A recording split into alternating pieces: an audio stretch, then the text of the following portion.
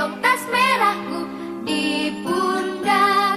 Selamat pagi semua, ku nantikan dirimu di depan kelasmu, menantikan kami. Assalamualaikum warahmatullahi wabarakatuh.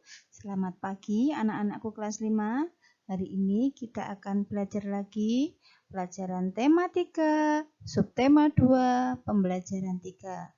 Mari kita mulai pelajaran kita hari ini. Anak-anakku, coba kalian perhatikan gambar di bawah ini dengan cermat.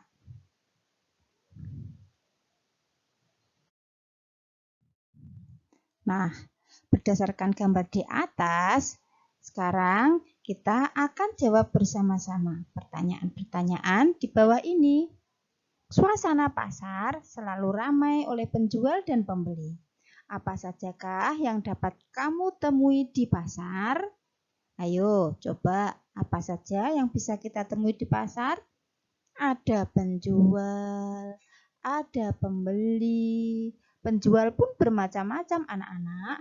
Ada penjual sayur, penjual pakaian, penjual daging, dan lain-lain.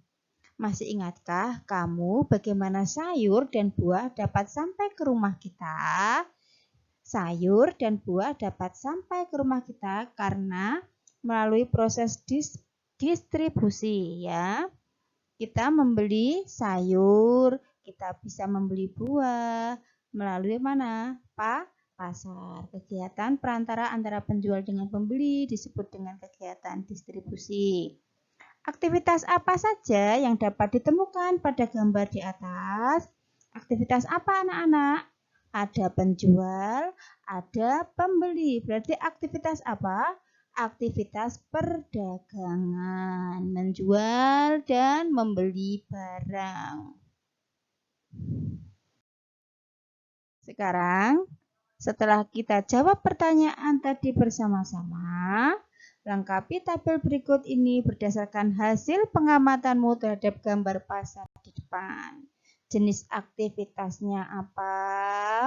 Pelaku aktivitasnya siapa? Kalian sebutkan 2 ya, jenis aktivitasnya dan pelaku aktivitasnya kalian sebutkan 2. Ya. Ini sebagai tugas yang pertama.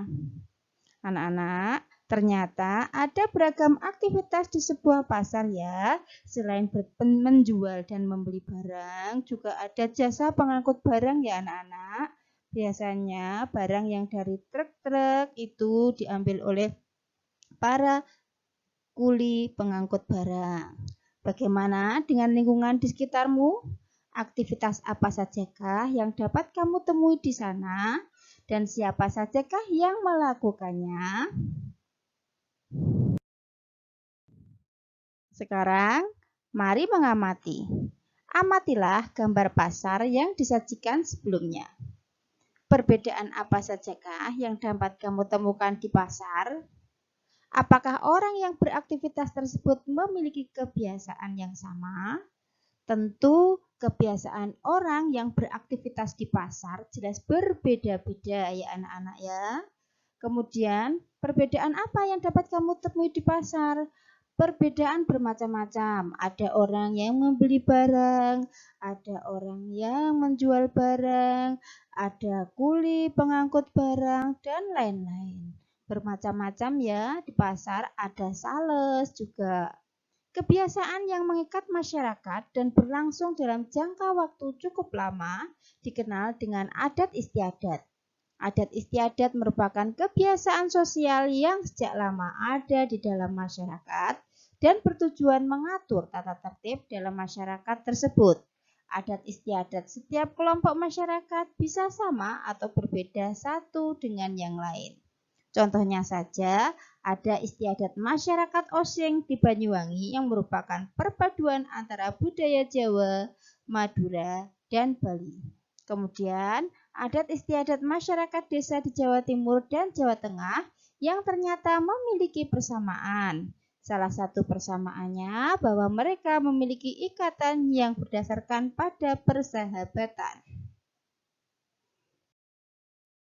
Sekarang, mari kita berlatih. Lakukanlah wawancara sederhana ke beberapa temanmu.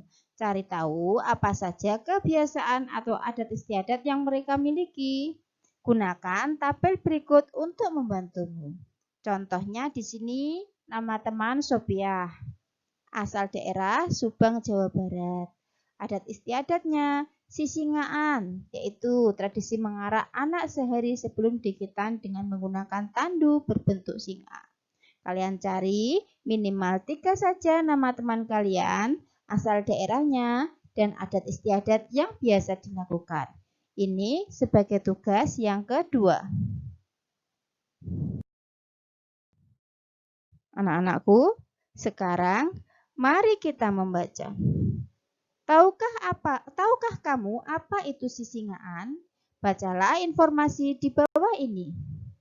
Pertunjukan sisingaan merupakan sebuah pertunjukan yang membutuhkan kerjasama, kekompakan, kerja keras, ketertiban, dan ketekunan. Semua orang dari segala lapisan masyarakat yang beraneka ragam dapat ikut dalam iring-iringan tersebut. Iring-iringan dilakukan sambil mengitari kampung hingga akhirnya iringan kembali ke tempat semula. Tanpa adanya kerukunan, tentunya kerjasama yang baik tidak akan terwujud. Coba perhatikan iklan berikut ini dengan seksama. Ya, ini adalah iklan tentang kerukunan antar suku. Hidup rukun, cermin budaya bangsa Indonesia. Ini adalah contoh iklan. Masih ingatkah kamu dengan iklan media cetak? Saat mengamati contoh iklan di atas, apa isi pesan yang dapat kamu temukan dalam kalimat di depan? Apa jenis bahasa yang digunakan dalam iklan tersebut? Apa yang membuatnya sama atau berbeda dengan iklan percakapan sehari-hari? Jelaskan ya. Saat mengamati contoh iklan, pesannya adalah kita harus selalu hidup rukun antar warga masyarakat. Walaupun berbeda suku, ras, agama, kita harus selalu rukun. Apa jenis bahasa yang digunakan dalam iklan tersebut? Bahasa yang digunakan adalah menggunakan bahasa Indonesia. Jika percakapan sehari-hari memiliki bahasa yang berbeda dengan iklan media cetak, maka iklan media elektronik juga memiliki bahasa yang bisa jadi berbeda dengan iklan media cetak. Sekarang, mari kita berdiskusi. Ya, bersama dengan temanmu, lakukanlah kegiatan berikut ini. Tentukan satu iklan media cetak dan satu iklan elektronik yang kamu ketahui. Elektronik bisa kalian cari di internet atau di radio atau di televisi. Kalau iklan media cetak bisa kamu temui di majalah atau di papan-papan pajangan umum. Kemudian, tuliskan kalimat yang terdapat dalam iklan media cetak dan iklan elektronik tersebut. Kemudian, diskusikan perbedaan dan persamaan kedua bahasa iklan tersebut. Ya, kemudian identifikasikan ciri-ciri bahasa iklan elektronik sebagai hasil kesimpulan diskusi. Kalian kerjakan sebagai tugas yang ketiga. Nah, anak-anakku, pembelajaran hari ini telah selesai. Semoga apa yang Ibu sampaikan bermanfaat untuk kalian. Kurang lebihnya Ibu mohon maaf. Wassalamualaikum warahmatullahi wabarakatuh.